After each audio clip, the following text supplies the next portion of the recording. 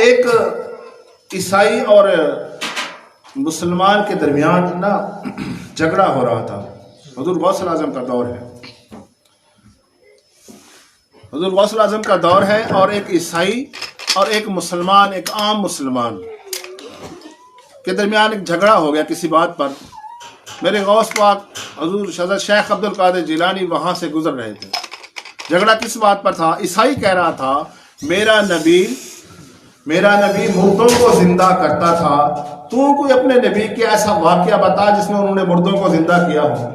اب وہ عام شخص ہے، اس کو علم نہیں تھا، ورنہ میرے آقا علیہ السلام نے کئی مردوں کو زندہ کیا ہے، کئی مردوں کو زندہ کیا ہے اپنے زندگی پاک میں. تو حضور غوث اعظم نے سن لیا، آپ ادھر تشریف لے گئے اس مناظرے میں جو مناظرہ ان کے درمیان ہو رہا تھا. تو میرے مرشد حضور غوث اعظم نے فرمایا کہ اے شخص تو کیا کہہ رہا ہے؟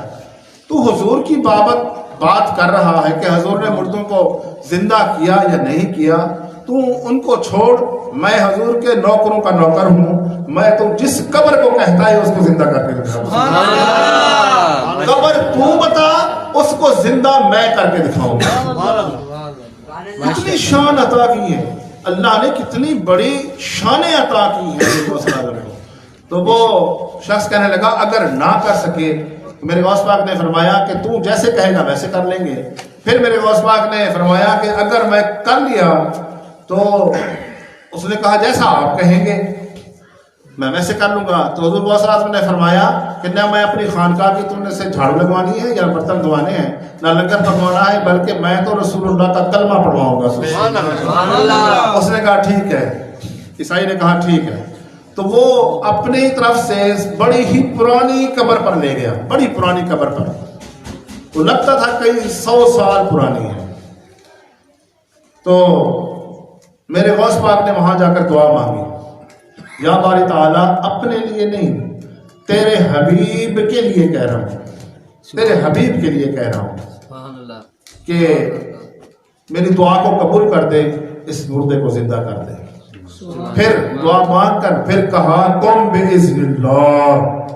آپ کا یہ کہنا تھا، ایک عورت اٹھ کھڑی ہوئی، سبحان اللہ، اور اس نے کہا کہ میں بنی اسرائیل کے دور کی عورت ہوں، بنی اسرائیل کے دور کی، بنی اسرائیل کے کسی نبی کی امتی ہوں.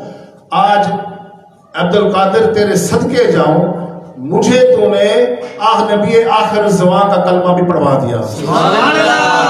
اب دیکھیں بنی اسرائیل کے جو نبی تھے وہ دعائیں کرتے تھے، یا اللہ ہمیں حضور کی امت میں سے بنا دے. نبی دعائیں کرتے تھے. وہ کیسی خوش قسمت عورت ہوگی جو بنی اسرائیل کی، جس کو حضور غوث اعظم نے زندہ کیا اور ایسے تو نہیں جانے دیا، اور اس کو اپنے نبی کا یعنی کہ ہمارے آقا علیہ السلام کا دین اسلام کا کلمہ پڑھا کر اس کو واپس کیا. سبحان اللہ. وہ اس لیے کہہ رہے تھے عبد القادر تمہارے صدقے جاؤں، مجھے تو نے بنی اسرائیل کی تھی، مجھے نبی آخر زمان کا کلمہ پڑھا کر اس امت میں شامل کر دیا. تو یہ چیز حضور غوث اعظم فرماتے تھے کہ جب تک میرا قدم نہ لگے اس وقت تک اللہ کسی کو ولایت عطا کرتا ہی نہیں. سبحان اللہ، ماشاءاللہ. ایک شخص سے ناراض ہو گئے آپ، تو جلال میں تھے یا جس وقت جیسا بھی معاملہ تھا، تو آپ نے کہا کہ میری خانقاہ سے نکل جاؤ. تو کہتے ہیں دعا منگیا کرو سجنو، کتھے مرشد نہ رس جاوے، جنہ دے پیر رس جاندے او جیتے بھی مرے رہندے. آپ نے کہا نکل جاؤ میری خانقاہ سے. وہ شخص گیا، وہ کہتا ہے کہ میں 300 ولیوں کے پاس گیا، 300 ولیوں کے پاس، اور دعا کے لیے کہا، لیکن سب نے مجھے نکال دیا. آپ نے کہا جس کو غوث پاک دھتکار دیں اس کو کوئی سینے سے نہیں لگائے گا، کوئی سینے سے نہیں رہے گا. میں پھر واپس آیا آخر میں حضور غوث اعظم سرکار کے پاس. میں نے کہا حضور معاف کر دیں. تو حضور غوث اعظم نے فرمایا میں تو کب سے معاف کیے بیٹھا تھا، تو نے دیر لگا دی. سبحان اللہ. تو نے ہی دیر لگا دی، میں تو کب سے معاف کیے بیٹھا تھا، تمہارے انتظار میں تھا. سبحان اللہ. تو حضور غوث اعظم سرکار جب واز فرماتے تھے تو ایک دفعہ بڑا مجمع تھا، بارش ہونے لگی، کھلے میدان میں واز ہوتے تھے، تو بارش جب ہونے لگی تو لوگ بکھرنے لگے. میرے غوث پاک رضی اللہ تعالیٰ عنہ نے دعا کے لیے ہاتھ اٹھایا. آپ نے فرمایا یا رب اگر یہ میرے لیے اکٹھے ہوئے ہیں تو ان سب کو بھیج دے، اگر یہ تیرے لیے اکٹھے ہوئے ہیں پھر بھی تیری مرضی ہے.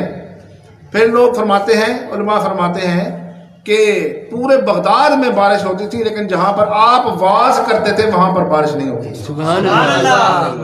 اور آپ کے واز کی بھی کیا بات ہے، بڑے بڑے علماء اس وقت کے بڑے بڑے علماء ہاتھ میں قلم اور کاغذ لے کر آتے تھے اور تفصیلی جو نکتے تھے نا، وہ پوائنٹ تو آپ کی تقریر کے وہ نوٹ کرتے جاتے تھے۔ سبحان اللہ۔ اتنے اللہ تعالیٰ نے آپ کو شان عطا کی۔